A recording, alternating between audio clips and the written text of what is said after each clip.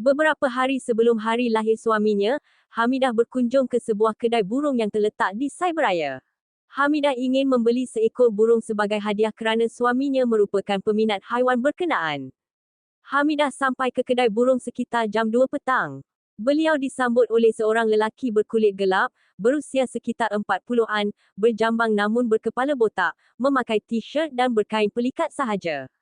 Beliau memperkenalkan diri sebagai Abdul Wahab, pemilik kedai berkenaan. Abdul Wahab kemudian bertanya, bagaimanakah ciri-ciri burung yang didambakan oleh Hamidah untuk dihadiahkan kepada suaminya. Hamidah menjawab, adakah terdapat burung yang pandai berkata-kata di kedai itu? Jika ada, beliau sudi membelinya. Abdul Wahab kemudiannya menjawab, tiada burung yang boleh berkata-kata di situ. Bagaimanapun jika Hamidah mahu juga, beliau akan menghantar kesemua burung pergi sekolah untuk belajar berkata-kata.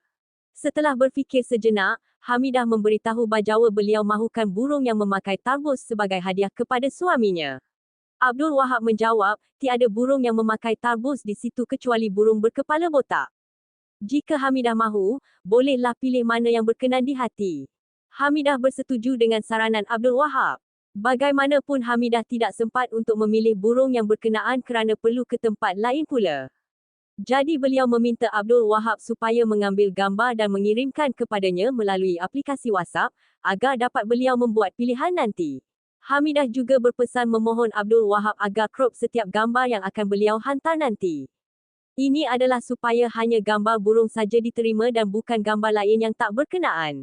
Abdul Wahab bersetuju dengan saranan berkenaan dan akan berhati-hati ketika menghantar gambar melalui aplikasi WhatsApp nanti.